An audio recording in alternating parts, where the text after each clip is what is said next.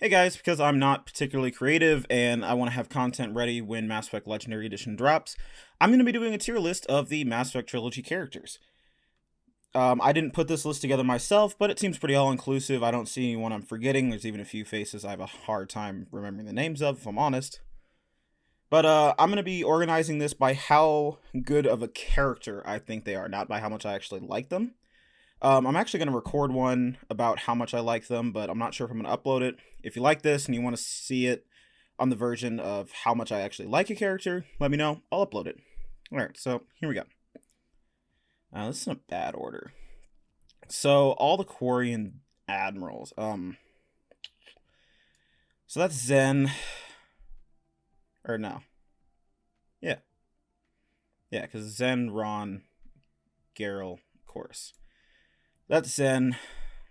She's fine. She's consistent as a character, at least. Just meh. We have Admiral Garel, who, again, they're all consistent, which I guess is not you, Auntie Ron. Three of them are consistent, at least, Chorus doesn't really hate the Geth. He doesn't want war.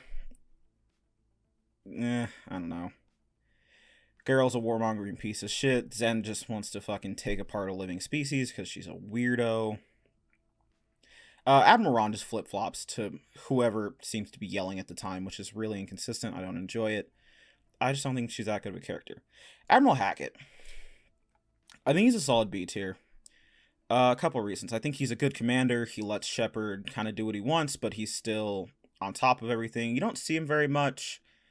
He might actually be a C. He's a C just because he stole my chance for a speech at the end of Mass Effect 3. Like, I know it's technically his fleet, but fuck you, I put it all together. Reason. Hmm.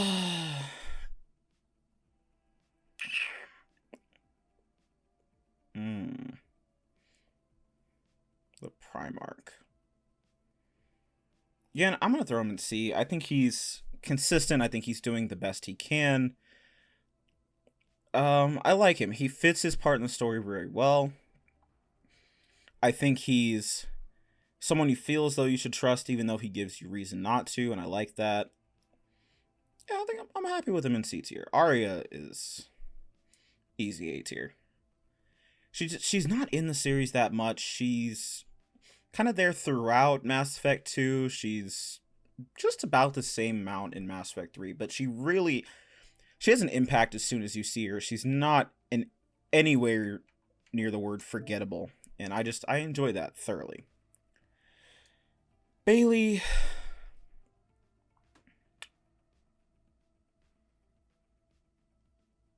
I like him. He's a good-ish cop to an extent. He's definitely got some issues. He's definitely a little dirty, I wouldn't say dirty, more willing to skirt the law, but he always does it in the pursuit of either justice or what's right or security or, there's never a nefarious end to the somewhat nefarious things he does. I like that. He's consistent. He's well voiced. I think he's kind of funny, but he's stern. He's job first, but he's a good character. I like him overall. We're keeping him. God, I want to just look. She's xenophobic. She's an asshole. She's gun ho for no reason. She's just so easy to hate. She's written so that you'll hate her, and yet she's just for most people pretty enough that you'll ignore that. And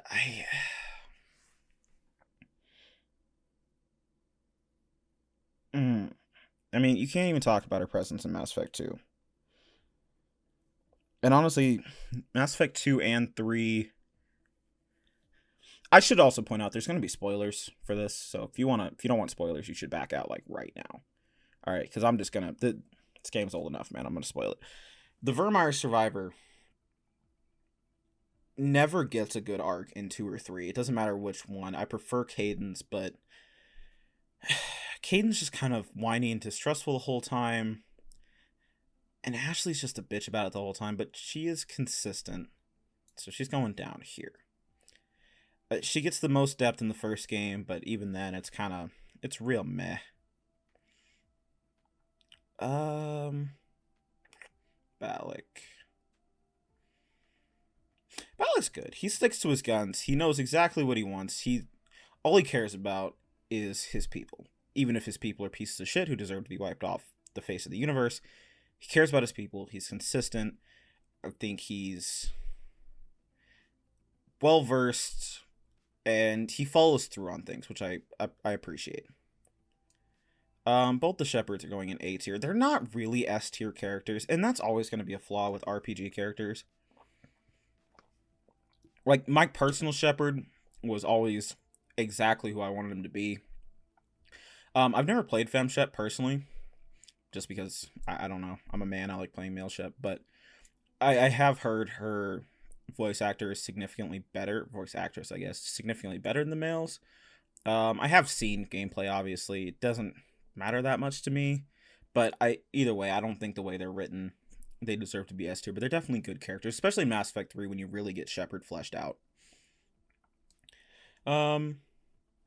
Anderson's a solid B tier. He's good. He's always by Shepard's side. He's willing to do what he needs to do. I think he's very much the reluctant politician throughout the games. I think that bit fares him well.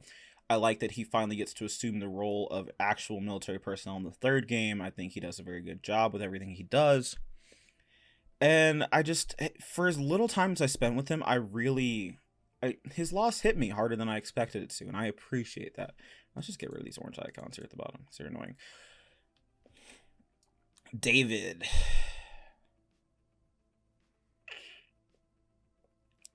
He's good. He makes me... You see so little of him, and yet he's just absolutely a traumatic character. I feel so bad for him. I can't help but love him. I want to see him happy and together, and when you see him at Grissom Academy, it warms your heart just a little bit, and for that reason, I gotta give him an easy B tier. Diana Allers, easy E tier. She's a background character all the way at the tail end of the season. She doesn't really do much. I wouldn't say she's bad, but I don't find her particularly interesting. Maybe if you got to like read a bunch of her stories, or maybe they are out there somewhere. I've never noticed them. I mean, obviously you get to hear some snippets of what she posts, but that's about it.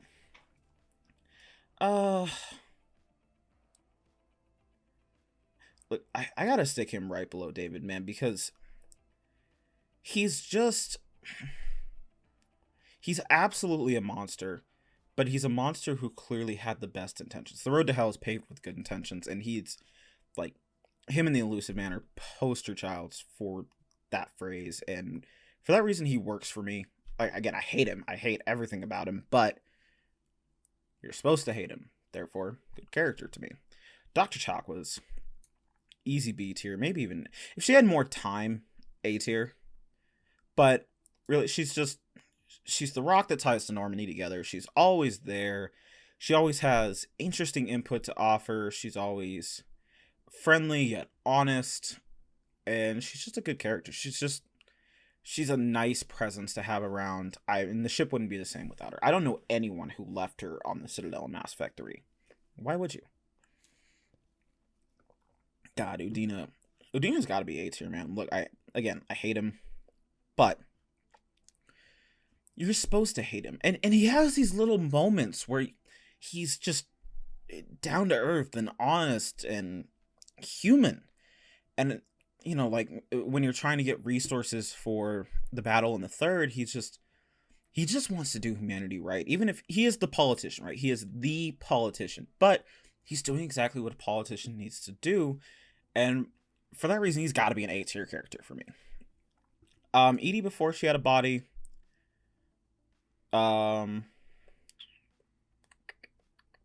She's not as good as EDI with a body. I will say that.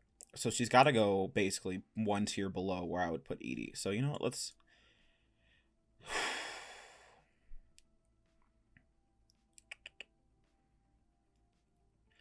On the one hand, I love every single conversation with EDI. Her character arc and her romantic arc with Joker, just absolutely fantastic. I love every moment she's on the screen, but I don't. Yeah, no, she's got to be an A tier. I loved every moment I got with her.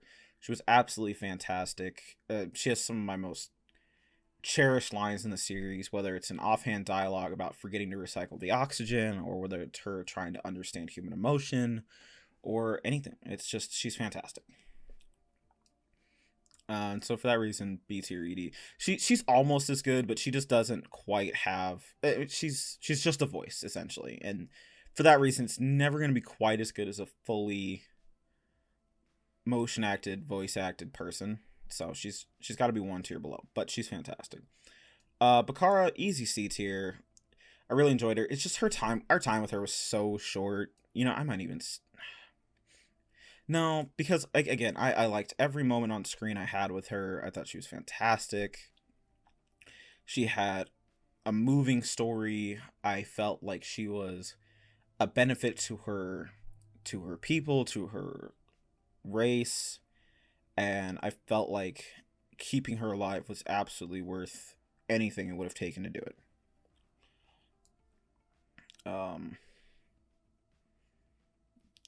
Ken and Gabby. Where is Ken? It should honestly just be like the same character. Is Ken not on here? There he is. They're fun. They're comic relief. They sit down in the basement. You don't see them very much. I like when you catch them finally realizing they're perfect for each other. They're fun. I like them. And for that reason, maybe they should be C tier. It's just, for minor side characters though, it's hard to put them above D tier. They really don't have much of a role. Yeah, they don't affect the plot in any way. I think that maybe should be a rule, is that you can't get above D tier if you don't affect the plot in any way. But then that wouldn't really be true for Arya, would it? Does she affect the plot? If Omega hadn't been cut from the game and sold as DLC, she would have. But it was. So, yeah. Do I have to explain this? Do I have to? Fine, I'll explain it. Shepard's best friend, or Shepard's lover, depending on whether you're male shep, fem shep, how you run that, how your Shepard interacts with him. But he makes it through all 3 games. He's always loyal. He has a real and true arc from just the angry kid you get in the first game to the battered down, weathered soldier you get in the third, or in the second, to the worn but optimistic general you get in the third game. He's always by your side, always supportive, but never unrealistic. And I just, Garrus is fantastic, man. Chick Sticks Cars too. Grunt. If we were specifically talking about missions, the Rachni Nest, he goes up here just for the line, I don't need luck, I have ammo. It's absolutely, it's god tier. But I'd struggle putting him above B tier. It's interesting because you literally see him from birth until, you know, the end of the game. And so it's really interesting to see him grow up. But they managed to give a newborn person personality and interests, and he really turned into his own person between the second and third game in a completely believable way. It's just, you know, he had a lot of catching up to do, but he did it very well, and I enjoyed it. Is that Harbinger?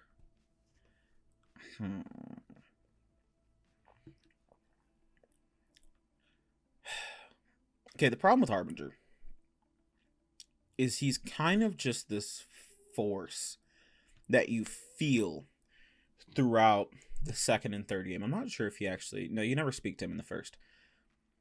And the problem is you never, you know, it's not like Saren, right? It's never a direct confrontation with him. And so that kind of leads him to be, I like him as C tier because he always had something interesting to say. I liked my time with him. I thought he was, I don't know, like I'm talking about a pretty much lifeless machine as if it's a person. I think at enough makes me comfortable leaving in C tier. What the fuck is this dick bag? From the first game, I barely remember who this guy is. And for that, I'm leaving him in F tier because I don't remember his name. I think I found him on Novaria. I don't know, man. Look, I'm a fiend for these games, so I don't know what that fucking guy's name is. So fuck him. Jacob is easy E tier. He doesn't have a personality. He's so weak. His whole arc with his dad was just flat. I don't care about it. If I could skip the loyalty mission and feel good about my chances of keeping him alive, I would. There's nothing about him I care about. And then he's super high in the hospital in the third game. That's just really weird. Yeah, no, I don't care about him. Jimmy Vega. Again, he's a flat character. He was clearly like the afterthought of, oh, what if they did a really bad run in Mass Effect 2 and they don't have any characters in Mass Effect 3 and he needs a squad mate kind of shit. And it's just, he's not as bland as Jacob. In the third game, you at least get some moments with him. And he only exists in the third game, which also, it's unfair to him. Yeah, no, I'm just... Javik, ECA tier. His perspective on life and the galaxy and the universe being so pessimistic as someone who lived their entire life in a desperately losing war for survival. It never lets up. He never, at the very, very end, he feels, I wouldn't even say hopeful is strong. He said there is a hope, and he kind of comes around to the idea that victory might be possible. And it's clear it's an uncomfortable place for him to be, as allowing himself to hope was never something he was afforded in his time. And I appreciate that. I like him. I think he's good. I think he has a very small arc, but I mean, he's living out, less than a year of a... How old is he?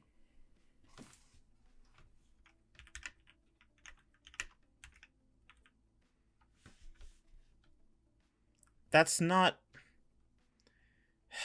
that's not what I mean. Is there an actual date for this guy? Like, an age?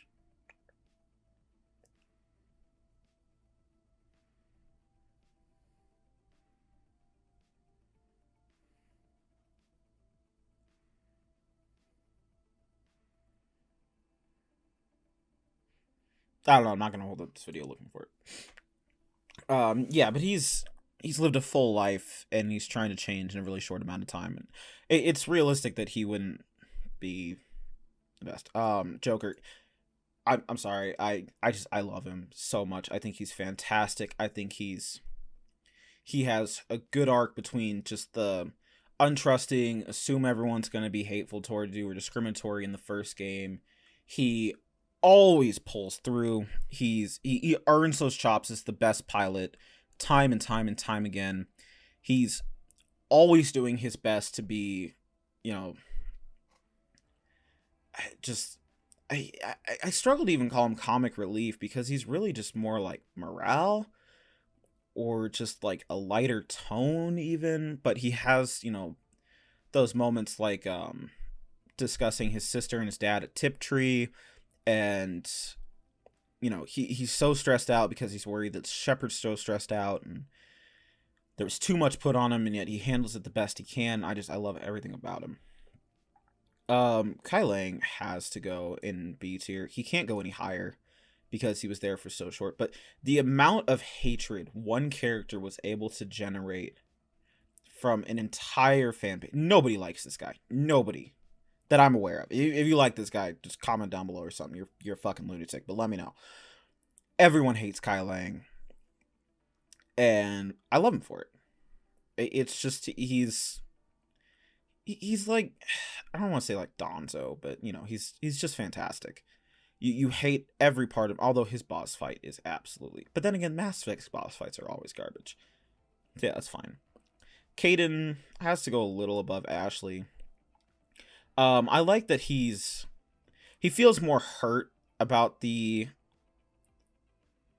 lack of communication in Mass Effect 2 than he does angry. And I guess you can't ask two people to be the same, but where Ashley is just an absolute bitch about it until like the last 10% of Mass Effect 3, he's hurt, but he kind of listens to reason and he gets over it, right? I appreciate that. He's always a bro. He's always there. He's just trying to be there for you. And I like that. Kasumi, for how little of a character you get about her, I enjoy her. Like, you get almost nothing with Kasumi, right? But yet you feel that she has this incredible past that you always want to know more about. She's always consistent with her love for Keiji being never ending. She's a thief at heart. That's what she does. I like her. I don't think she's amazing, but if we had gotten more time with her, I would have loved her more and more and more. Kelly Chambers is just kind of a person. Like, I really like her, like, super bubbly, happy personality. I love that she has, you know, a little bit of information about every teammate. That's kind of cool, but it's kind of it. Legion, easy S tier. You made me cry about a robot. I don't. You made tubes and wire and metal one of the most human things in the entire game, and I absolutely loved it. I mean, like, oh, never mind. I don't move away. My Legion background's on the other screen. I have two different backgrounds. Not the point. I absolutely love him. I'm sitting next to a poster of him right now. I just absolutely one of my favorite characters of all time in any game. I love Legion.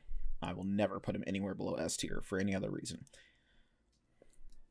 Liara is an easy A tier. Her glow in the first game, she's really I think they do the fish out of water thing a little too much.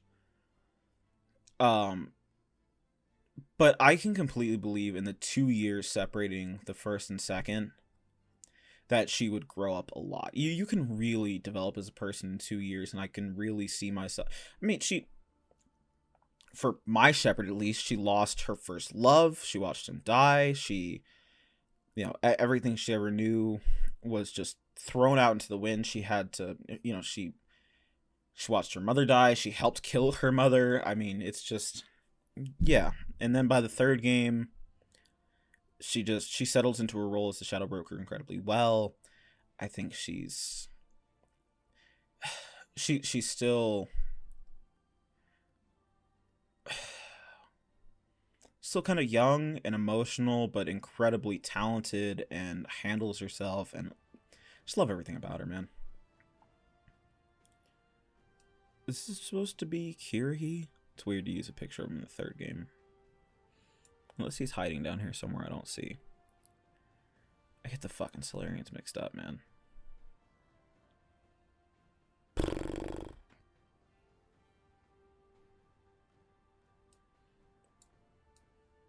He's fine. I didn't actually mean to put... Yeah, I should probably put him down there. I replayed the entire first game just to save his life, so that's gotta count for something, right? I'm really not sure which is which. I'm gonna be honest about it, man. Just assume this is the other dude from that mission. I just don't care about him at all. I don't remember his name. I want to say it's Paddock Wicks, but whatever. Benezia is pretty meh. You see her for a little bit. I don't care about her all that much.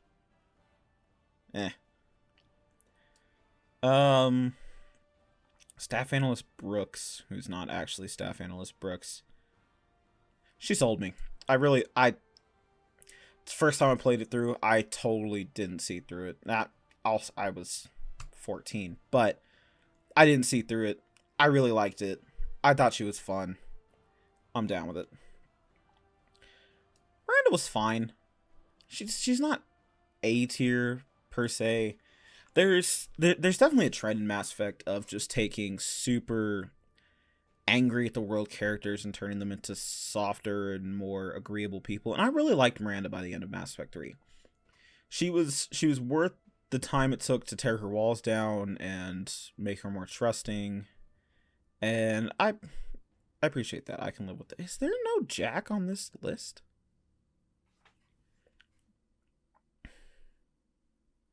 Where the fuck is Jack? What the fuck?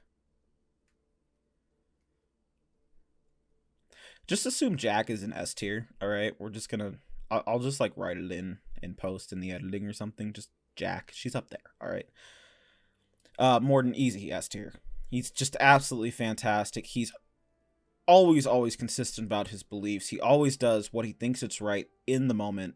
He's never one to shy away from reevaluating his principles and his convictions, and he's not one. He stands by everything he ever did because he had the reason to do it at the moment, but he's not. He stands by his genophage modification work, but he's not too proud of it to say that was right at this time, curing the genophage is right at this time, and I'm going to give my life to do it.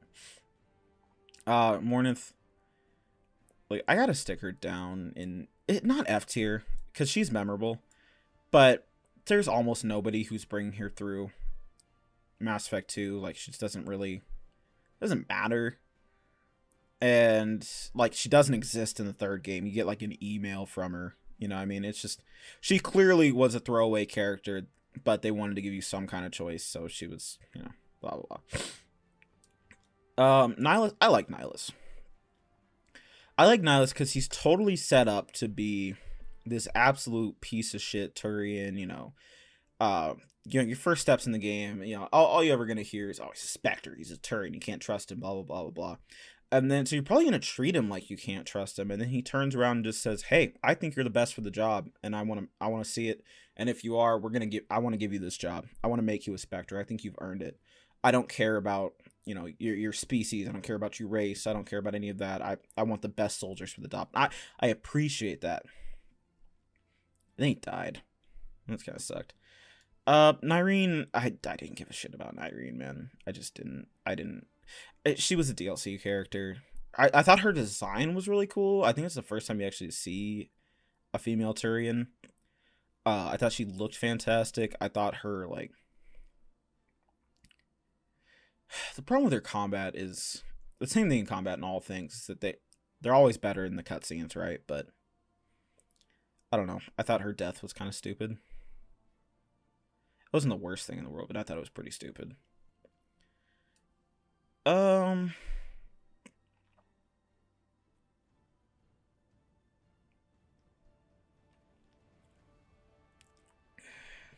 Yeah, he wasn't any better than Nyreen. He's fine. He's not the most amazing thing in the world, but he's fine. I can't remember his fucking name at the moment, and I'm gonna remember as soon as I fucking close this video, but oh well. Trainer.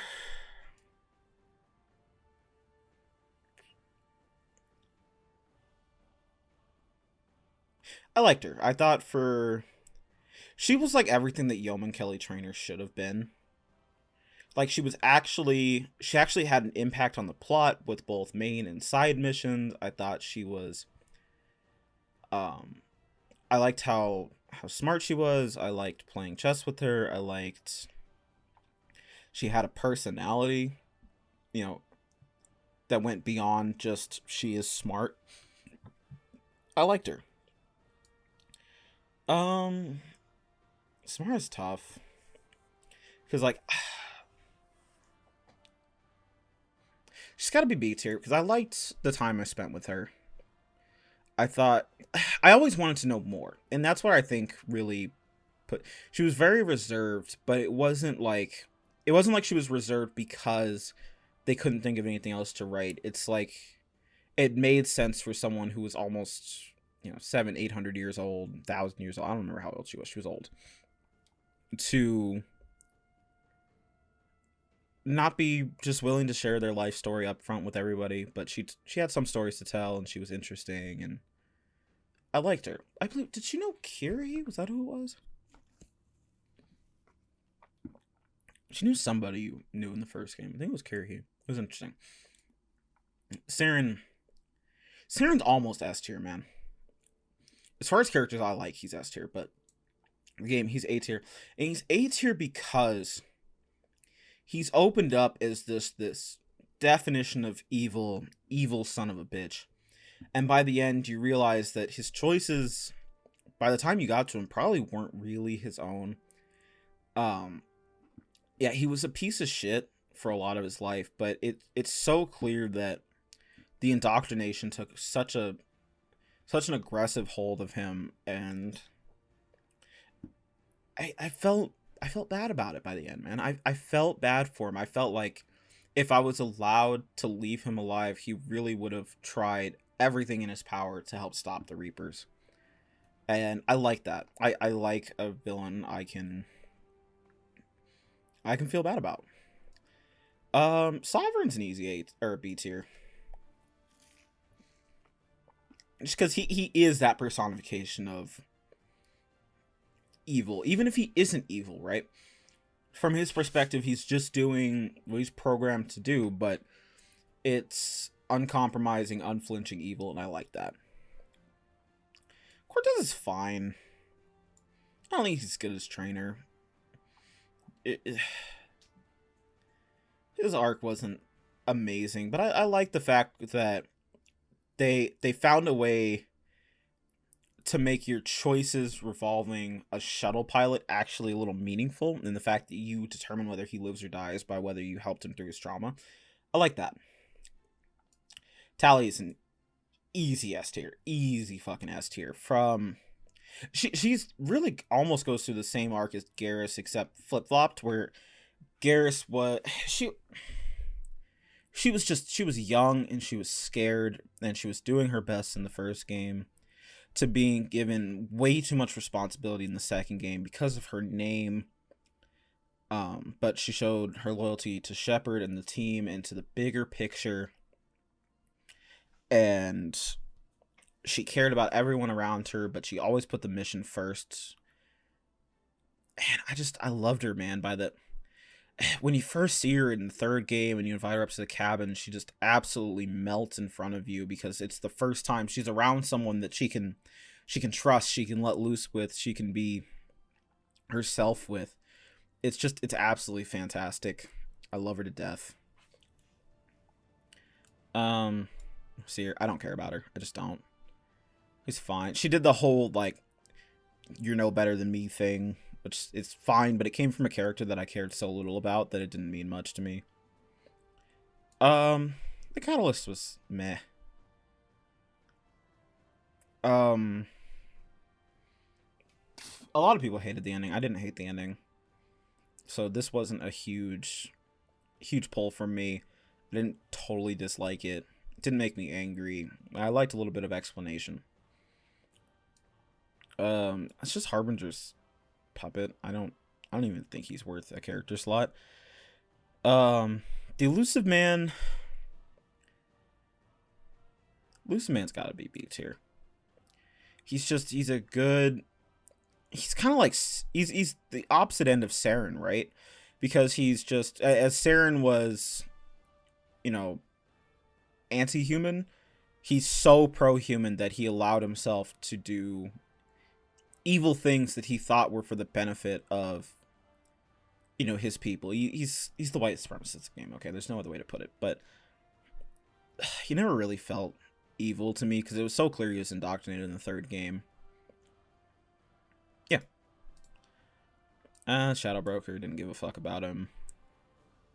Reeve is fine just because if you do a playthrough without Rex just to see how he'll be in the third game, it's really clear that he's his own character and he's so much different to Rex, and Reeve makes the Solarians proposition seem totally understandable. It's only because of Rex that you wouldn't betray the Krogan. Zaid he's fun, yes. I wouldn't put him down with these characters. He's consistent. I liked him. You didn't see him much. He was very, very obviously a throwaway character. Rex is an easy S tier. Again, going from that, angry, doesn't trust anyone, blah blah blah, to essentially a family man in pursuit of saving his people, which was always, he always cared about his people, right? Even from the first game. That's why you almost end up fighting each other in the first games. He's so loyal to his people, but he understands the bigger picture and he's willing to do what it takes to achieve the big picture.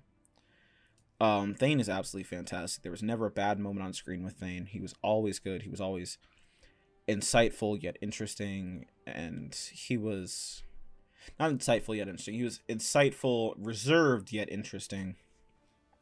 I loved everything about him. I loved his relationship with his son, how he tried to repair it. I loved how he was comfortable with the fact that he had done a lot of bad things in his life, and he wanted to atone at the end of his life, but yet he had his perspective that he wasn't really the one killing people. I like his backstory. I like finding out things about his wife and why he left and all of that, and I thought he was fantastic. Jack, who I'll just like slip a picture in here somewhere. She's easy S tier, man. Her tearing down the walls around her and getting her to trust people again was absolutely fantastic to me. Her work with the Grissom Academy students just felt so natural to me. It felt like she found something that she cared about more than anything else in the world. I thought it was fantastic. I loved it. I wouldn't want it any other way. Love Jack so much. So that's where we're at with the Mass Effect characters. Yeah, tune into my streams. I'll be doing this video will go live after I finish Mass Effect 1. But if the Mass Effect 1 stream picks up any steam, I'll probably be streaming Mass Effect 2 and 3. Yeah, catch you later.